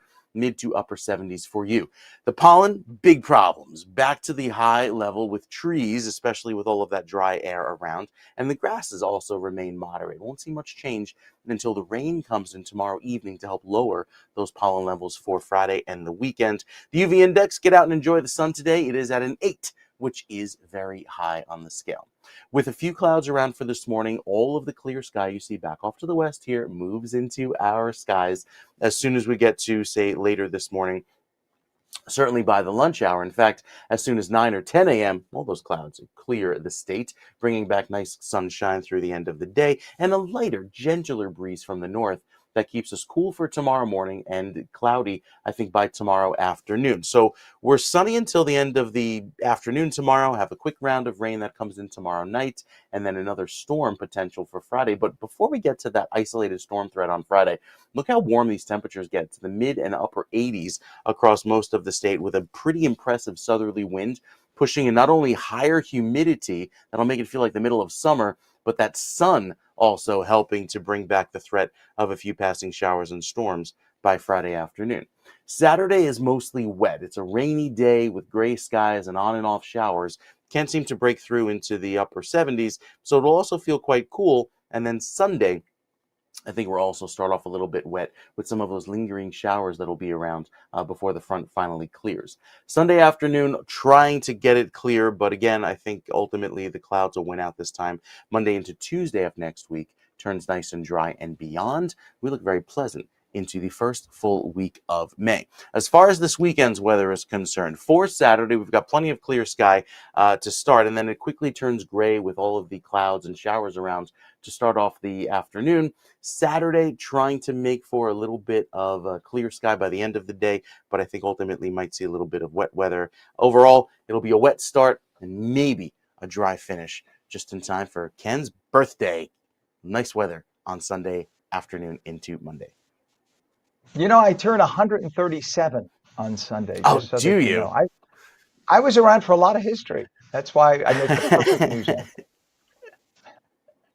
You know, Theodore Roosevelt, he was a friend of mine. Yeah. Just saying. I Oh, was a kid. very But cool. yeah. He loved to say "Wooly Wooly 23 skidoo" and things like that. Whatever. Okay. Listen, enjoy your birthday today, sir. We'll Thank talk you. more between now and the show, though. Thank you, sir. It is 8:21. We do have a lot of traffic still to talk about. Take a look at this. This is the Pennsylvania extension of the New Jersey Turnpike. This is mile marker 2.4, Pennsylvania extension west of US 130. And well, now the video froze. It's not actually that stopped. There you go. It's going real slow, but not that slow. But this is really bumper to bumper by Route 130. And this is as you make your way off to Pennsylvania, off the turnpike. So just beware if you head that way normally that you're going to need extra travel time. We have a crash investigation on Route 9 northbound south of Washington Avenue in Berkeley Township. All lanes remain closed at this hour. Crash investigation on Route 18 northbound south of Arthur Street in East Brunswick Township. All lanes are closed. We have delays on Route 3 westbound from Broad Street, I should say, to east of Route 46 in Clifton. All lanes are open, but there's a real slowdown through there. And we have that slow approach, 8095 to the GWB upper and lower levels. You could see the lower level approach on the left, upper level on the right. That's about a 45-minute slowdown. It goes back about 2 to 3 miles behind, so the direction they're coming from. It goes back about 3 miles. And that's going to take you, like I said, 40 to 45 minutes to get into Manhattan. Right now, slowdowns also in the Lincoln and Holland tunnels, 30 minutes at the Lincoln, 25 minutes at the Holland. It is a slow, trafficy day. Just pack your patience, as they like to say. Right now, 68 degrees at 8:22, and it's time for Politics from Trenton, explained like no one else can do it. Here's New Jersey Globe editor David Wildstein with the Inside Edge. Good morning, everybody. Welcome to the Inside Edge. Today is Wednesday, April 30th, and the question is how much money is spent on political campaigns in New Jersey? This is a more complicated question than you might imagine. I don't think we can really tell, but one thing that is certain is that the total number is significantly less than it appears to be. Now, there's nothing nefarious here. It's just confusing as hell. It's hard to follow the money through a fairly complex system. I'll give you a real example. Don't read too much into the names. We'll start with a random funeral home owner in Cape May who donates $1,000 to the New Jersey Funeral Directors PAC. The PAC gives $1,000 to Tony Bucco's Senate campaign. The Bucco campaign donates $1,000 to Owen Henry's Senate campaign. And the Henry campaign contributes $1,000 to Jack Ciattarelli for governor. The Chitterelli camp sends that $1,000 to the Gloucester County Republicans. They contribute $500 to Ed Durr and $500 to the Mantua Republicans. So a $1 check from a mortician in Cape May, when his money gets ultimately passed around, what it shows is a total of $6,000 raised for political campaigns. And money boomerangs all over the place. Donor gives $1 to an assemblywoman, and she writes a check for $1 to her joint campaign, the one she shares with the assemblyman from her district. That joint campaign now sends the dollar to the state party, probably to pay postage, just a check swab. And now that same dollar has been recorded 3 times. That $1 generates $3 in total contributions and $3 spent. Now this one, be prepared. It might make your head hurt a little bit. And remember, there are no contribution limits for municipal committees. So I can raise $1 million for the Walpack County Committee. Either party, doesn't matter, if they can get Teterboro to cooperate. Now this is fictional. I'm not really going to do this, but pretend I take a high-speed computer and I donate $1 to Walpack. Walpack, and by the way, that dollar, they don't have to report who they got the dollar from. Walpack contributes that dollar to Teterboro. Teterboro now sends the dollar back to Walpack, Walpack back to Teterboro, Teterboro to Walpack, and I do this 1 million times. At the end, Walpack and Teterboro have each raised $1 million, and Walpack has $1 cash on hand. So what we know is that the hard money spending in the 2023 legislative campaigns was about $55 million. But how much was actually raised before these dollars moved up and down and east to west all through New Jersey? I don't know. That is, as some people say, way above my pay grade. That's it for today, everybody. Thanks for listening. Go take an Advil, and I'll be back tomorrow.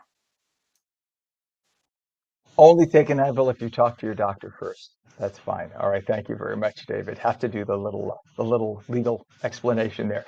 It is 8:26. A major investment is changing the way New Jersey tackles recycling. Interstate Waste Services, IWS, just opened a cutting-edge facility in North Arlington, and it's already making quite the impact. Our Lisa Marie Falvo shows us inside. Today, we're in North Arlington for the grand opening of Interstate Waste Services' brand new recycling facility, a $30 million investment that's going to change the game of how we recycle right here in the Garden State. Spanning more than 100,000 square feet, the facility is built to process 215,000 tons of recyclable material a year, keeping over 1 million cubic yards of waste out of landfills, and helping New Jersey meet its long-term sustainability goals. So this facility, what it does is it provides better access, easier access, closer proximity to facilities where the materials can go. The longer the distance, the harder it is to access the facilities, the greater chance that they don't go to a recovery facility and they go to an unintended consequence like a landfill. So this facility will ensure that recycled content that's put out in the stream in the waste product from the residents actually goes and gets recovered. Inside, it's packed with cutting-edge tech, from AI-powered robots to one of the region's only dedicated glass recovery systems, raising the bar on what's possible in modern recycling. It also builds on IWS's bigger mission, reducing emissions through waste by rail and rolling out a cleaner electric truck fleet to serve communities across the tri-state area. It takes trucks off the road, obviously repurposing all this material, cutting down trees and new plastics and whatnot. At the event, local leaders and environmental advocates praise the effort, not just for what it means today, but how it shapes tomorrow. From cutting-edge glass cleanup systems to the latest in electric truck technology, this Earth Day celebration marks a significant milestone for sustainability in our state. For ONNJ New Jersey, I'm Lisa Marie Faldo. Our time now is 8:28. Frustration mounting as President Trump seeks a deal to end the war in Ukraine. Russian President Vladimir Putin offered a temporary ceasefire, but Trump will only accept a permanent deal to, quote, stop the killing and the bloodshed. He remains optimistic, though he can strike a deal. And New York will require schools statewide to ban smartphone use during school hours, joining a national movement aimed at preventing compulsive social media use and distractions that interfere with schoolwork. This is what was already done in New Jersey. New York now doing it. Governor Kathy Hochul there making the announcement that would affect more than 700 districts, including New York City, where school leaders will be required to create plans to store students' smartphones, as they say, from bell to bell, and prevent their unsanctioned use during class, lunch, and other parts of the school day. It is 68 degrees at 8:29. When we come back, the Alvin Ailey American Dance Theater is wrapping up its national tour with a spectacular homecoming weekend in Newark. Plus, the phone lines are open. We'll take your calls at 888-658-0234, 888-658-0234. Meteorologist Mike Favetta says it'll be partly cloudy today, highs in the low to mid-70s, a full Garden State forecast in a moment. You're watching On New Jersey Mornings, seen daily at ONNJ.com, Roku, Fire TV, News On, Samsung TV Plus, Apple TV, YouTube, Facebook, and X, and now streamed live on Rumble and Twitch at twitch.tv/On New Jersey. We'll be right back.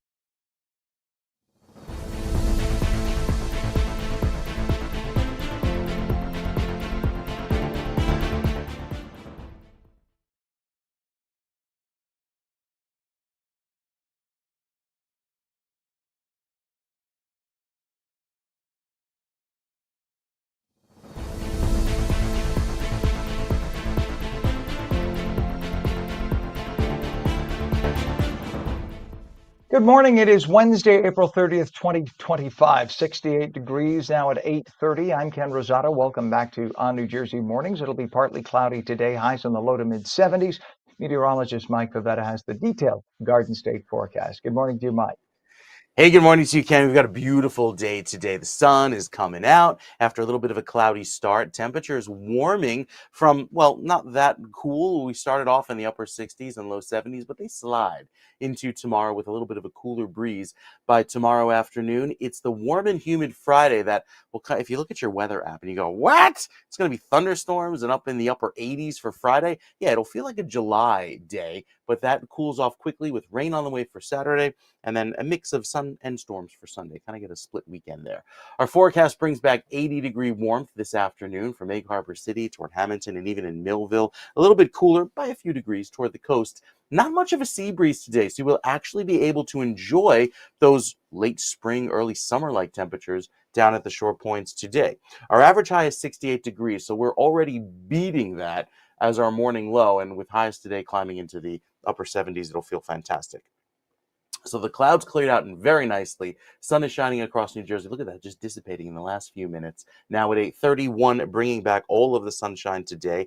And with that, clear sky into this afternoon as well as tomorrow. But the rain that comes back in a big way by Friday will lead to a pretty soggy day on Saturday. Again, rain isolated in spots for Friday evening with some thunderstorms depending on where that sun hits. I think Saturday is kind of a gray day all around, and then Sunday still has a chance of some rain, but we might see those numbers increase over the next few hours. With the clearing skies taking over, so the northwesterly wind here bringing down the air quality numbers, making it clearer for the end of the day. So all of New Jersey sees that clear air through this evening, thanks to the front doing its job, keeping us clear, bringing back the sunshine today. Beautiful afternoon ahead. Warmer weather moves in for tomorrow evening, setting up the stage for a very warm Friday and lots of sun. And then before the front pushes through on Friday, we could get a few rogue afternoon storms into the end of the day, but the front lingers for Saturday, keeping those showers around through much of the day on Saturday and even now going into Sunday morning. So if you originally thought Sunday was looking great, lots of clear weather, I think there might be some showers around to at least start the day on Sunday before we see some clearing toward the end of the day and even into Monday. 7-day forecast has lots of sun around for today and tomorrow. Cooler tomorrow, but very warm on Friday. Look at that, how we jump almost 20 degrees just in the matter of a few hours there, going in between tomorrow and Friday. Saturday has those showers around with temperatures that are holding in the 70s. Should see some late day breaks of sun by Sunday, and then Monday and Tuesday offer dry weather with highs that climb into the upper 60s and low 70s. Very typical for the first few days in May. Shore points a little bit cooler, especially tomorrow with the sea breeze back in the forecast. So very warm today with no sea breeze at the coast, and then we're back into the 60s by tomorrow. So big difference there just in a matter of a day. We're warming into the 70s, however, for Friday, with, again, a warm feel statewide. Saturday has the rain. Sunday, likely see those showers around even into portions of Monday down by the shore, because that front kind of gets stuck off the coast, keeping some showers around, I think, into the first part of next week. But it's rain we need statewide, so we'll take it, even if it means we have to give up our Saturday for some kind of dreary, damp weather to start off the weekend. All right. Thank you very much, Mike. And happy birthday, sir, once again. Thank I'm going you. to say it every time. There you go. Appreciate it. Let's take a look at some of the traffic we have, and we do have a lot of it right now through the area. This is the eastern spur of the New Jersey Turnpike by interchange 16E, mile marker 112.3. So this is what gets you off. 16E gets you off to get to Route 3, which takes you right into by 495 into the Lincoln Tunnel.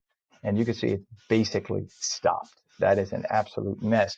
And it goes to show that we have a problem at the Lincoln Tunnel. Not that there's an accident, it's just pure volume. It's about a 30 to 40 minute travel time into Manhattan through the Lincoln Tunnel right now. So this backs up all the way to the eastern spur of the New Jersey Turnpike, as you can see there. Also, some slowdowns at the Holland Tunnel. It's about a 20 to 30 minute delay. And then if we could take a look at the 8095 approach to the GWB, that's about a 45 to 50 minute delay. Upper level on the right, lower level on the left. And that is the state of things as you make your way into Manhattan today. We also have a crash on the Garden State Parkway northbound south of exit 127, which is Route 440 in Woodbridge Township. All lanes are open, but the local side of the bridge, vehicles are moved to the right shoulder. So everybody has to kind of crawl over to get around it. We have a crash on 295 northbound north of exit 29, which is Route 30 in Barrington. The right shoulder is closed. Crash investigation on Route 9 northbound south of Washington Avenue in Berkeley Township with all lanes closed. And a crash investigation on Route 18 northbound south of Arthur Street in East Brunswick, all lanes closed there. Ongoing road work on I-80 east and westbound at exit 34, Route 15. And this is the median by Berkshire Valley by I-80. So this leads up to where the construction is. They move the camera, but you can see things are just crawling through there until they get that sinkhole repair done. And that's going to be another week or two before they even get one or two westbound lanes open. So give yourselves lots of extra travel time, at least 30 to 40 minutes. It is 8:36, and the world-renowned Alvin Ailey American Dance Theater is wrapping up its national tour with a spectacular homecoming weekend right here in Newark, New Jersey, May 9th through the 11th. Excuse me. It's at ONNJ Pack. And joining us now is somebody who knows Newark and the Ailey legacy inside and out. It's Christopher Taylor, a proud Newark native and Ailey Camp alum who rose through the ranks. Hello, sir, to become a full company member. You know, I used to, when I worked at Channel 7, we were literally down the block from your headquarters in New York for Alvin Ailey. And I used to do all the stories there and got to see a whole bunch of shows. That is a national treasure. It is a national treasure. And how cool that you're going to be at ONNJ Pack. So we're thrilled to have you on today. Let's talk about dance, homecoming, and inspiring the next generation. Christopher, how does it feel to be ending the national tour here in Newark? Absolutely amazing. You know, being from Newark, New Jersey, a Newark native, someone who grew up watching Alvin Ailey at ONNJ Pack every Mother's Day, watching pieces that I'm actually doing, you know, May 9th through 11th. So to, you know, see a dance piece as a child and be so inspired by these amazing dancers and to become one and to be a native from Newark is absolutely amazing. I feel so blessed. I'm so thankful. Yeah, I'm just We're blessed to excited. have somebody like you with your talent and your skills to see the motion. It's moving art on stage, to watch Alvin Ailey dancers with the innovative approach, the modern approach to ballet, which is what it is, modern dance, the innovators of modern dance. Yes. Let's just say that when I was a 360-pound chubby guy, and I used to watch these incredibly perfectly sculpted bodies on stage making motions that all I could think of is I would throw out my back if I tried that. I don't know how you do it. What's the intensity like when you're training in the dance company? Oh man, it's the work starts even before you hit the studio. Before you touch the ballet bar, because we also take ballet as our warm up, modern Horton dance. Sure. So it's a lot of yoga, a lot of going to the gym. We all have our different regiments that we you know use to sculpt our bodies to be able to do the work that we love to do. And also, it's not just about physical health, but also about spiritual health, mental health, which is very important. You need that to be a performer, dancer, or in anything as an artist in general. So that also feeds the body itself, when you're working on your craft and working on yourself in general. I would imagine what's in your mind at that moment, what's in your heart, that comes out in your performance, right? Because you're using every ounce of strength and tone in your body to make those motions, and it's so detailed in that choreography and the. I mean, I just have to ask because I studied opera at one point, wasn't good at it. That's why I'm a news anchor now. But I remember that you every moment, every note you sing is ingrained in your head when you have every movement on stage.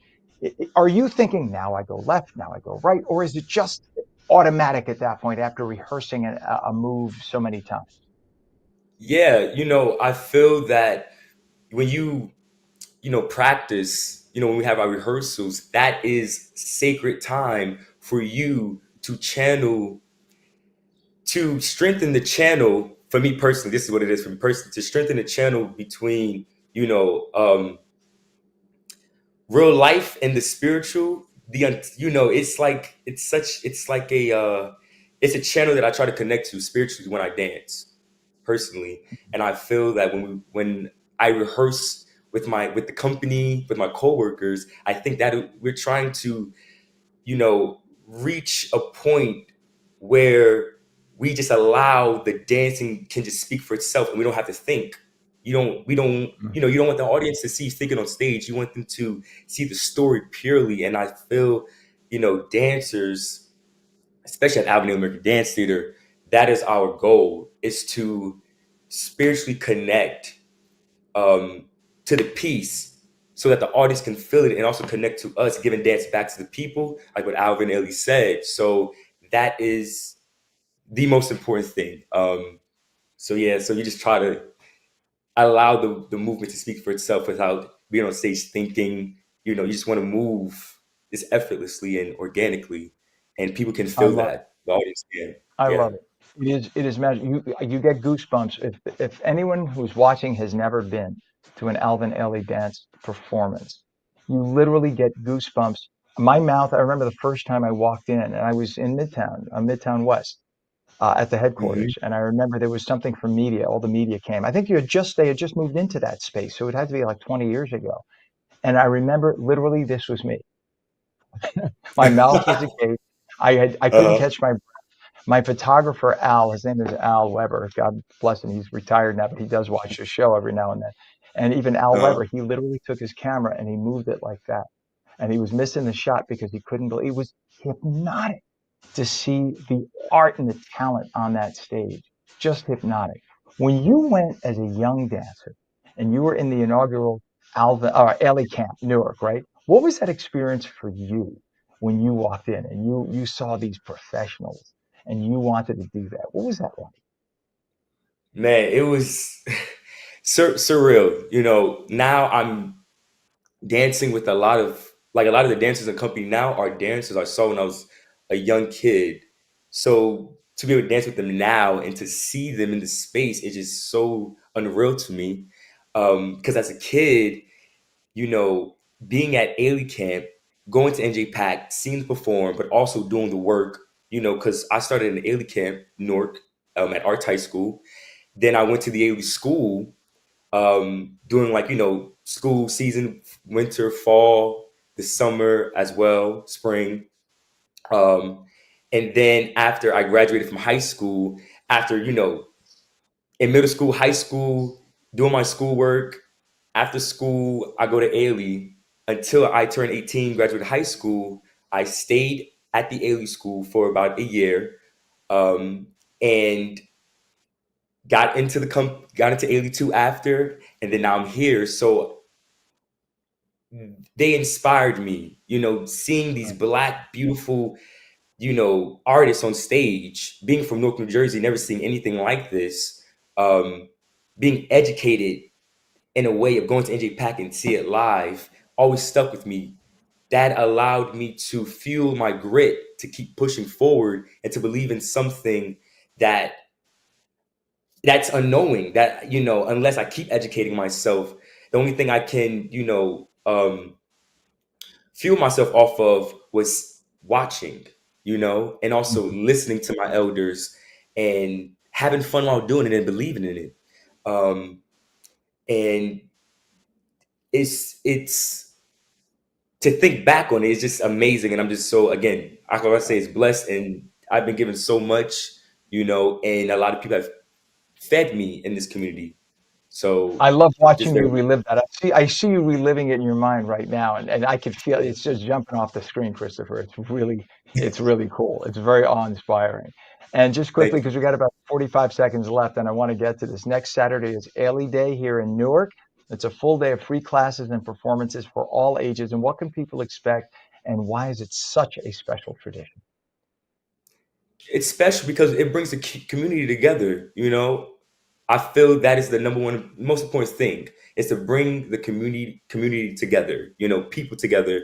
Dance is for the people. We have to give it back to the people. That's a motto that we live by. And please come out. Please enjoy all the activities. Have fun. Enjoy the shows. Live in the moment. Enjoy with your family, your friends. It's gonna be great. And may I say, I had the honor and the privilege of interviewing Judith Jameson several times. Again, as I Wow. mentioned, it was at Channel 7. The office was right down the street from us. So whenever Ellie was doing anything big there, we would go down and do the story.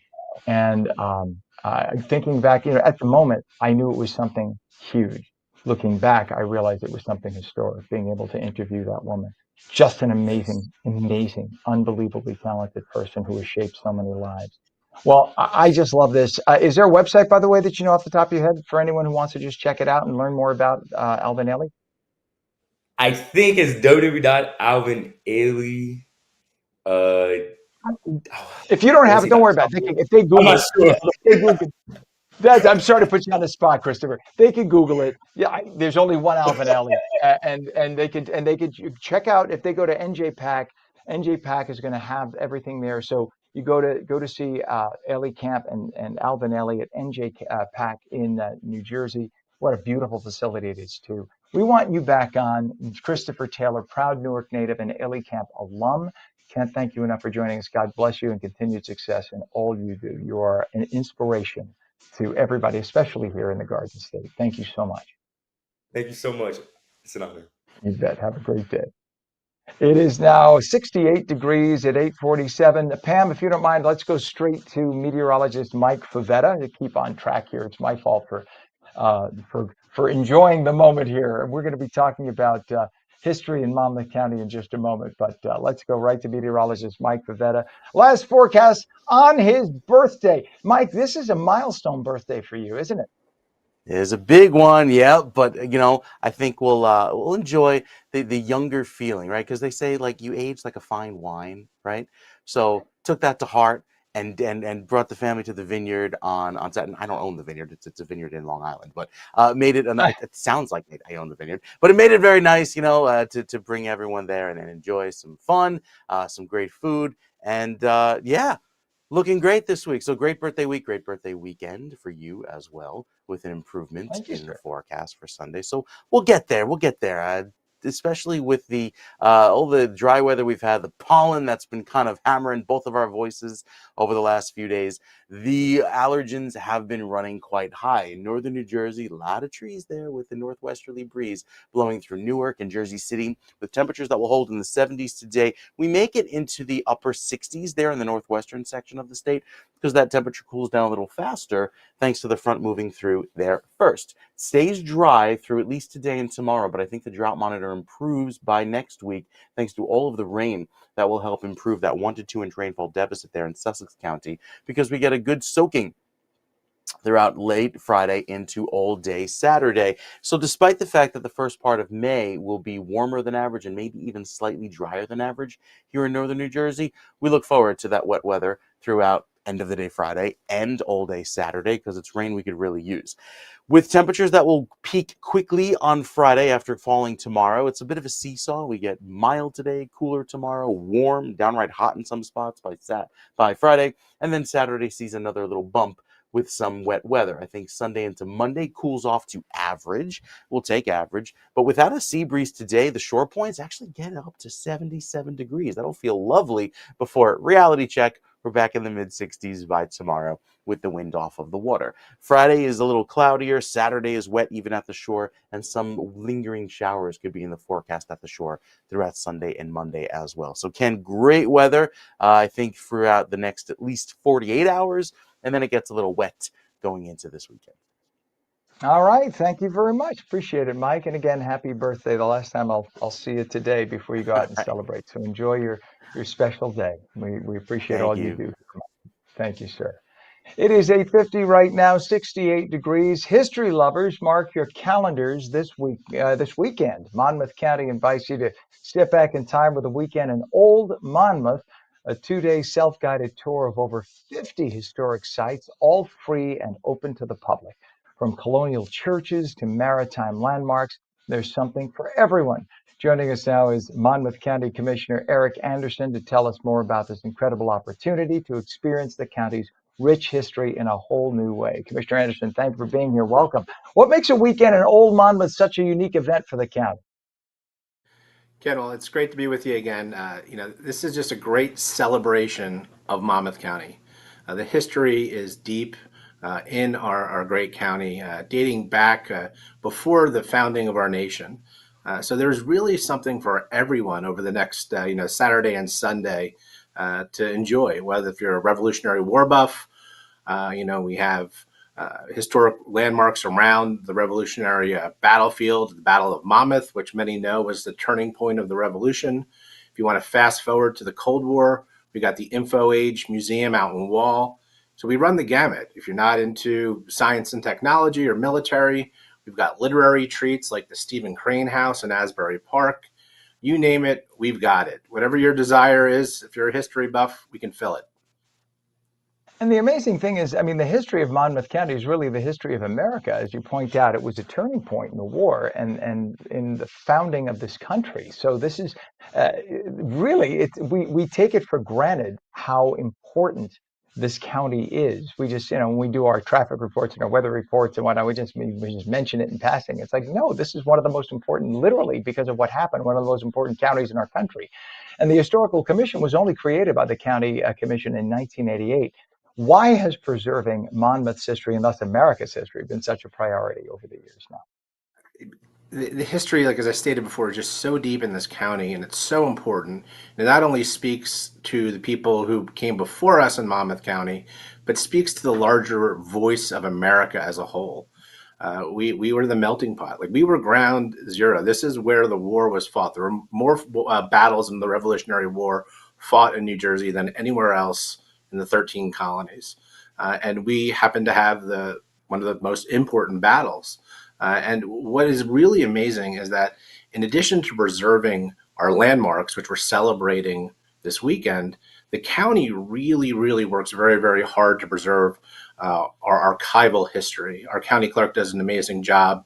And we have documents that date back to the Revolutionary War in our archives. So we're doing it on all fronts. And this weekend, we're shining a light on the historical structures where you can visit, and walk into and speak to a docent and learn a little bit more about our past. And it's just a really, really great opportunity. And I urge everyone who's watching to come and visit us in Monmouth County this weekend. Now, it's a self-guided tour. How does a self-guided tour work, and how can people plan their route in advance so they know exactly what to look at? So our information technology office is amazing in the county, and the men and women have actually created an interactive map. So for all 53 sites, you can take a virtual tour. And this weekend, we hope you actually do the physical tour, where there's 50 different sites that will be open.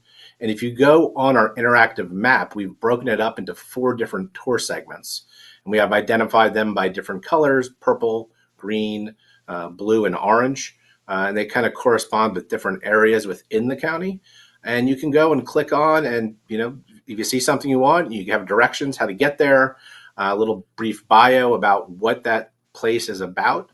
And I'll be honest with you, Ken, if you were to try to set out and visit all 50 sites over the weekend, you're going to burn a lot of shoe leather, and you might not make all of it. But the beauty of it is these sites are open throughout the year. So if you don't hit 1 or 2 this weekend, you'll have ample opportunity to do another time.